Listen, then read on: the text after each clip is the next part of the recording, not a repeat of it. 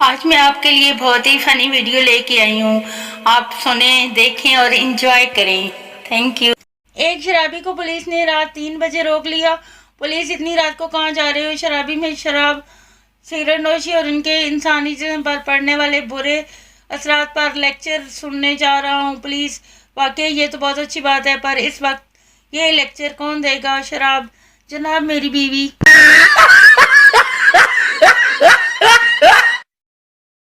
एक लड़का शराब पीकर घर आया, बाप से बचने के लिए लैपटॉप उठाकर बैठ गया।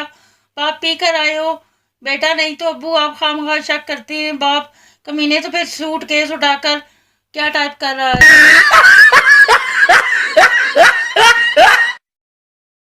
एक शराबी ने एफएम रेडियो पे फोन किया।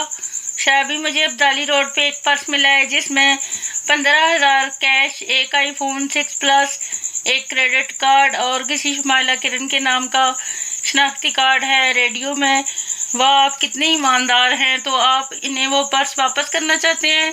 शराबी, नहीं, मैं चाहता हूँ कि शुमाइला किरण के लिए एक दर्द भरा गाना हो जाए।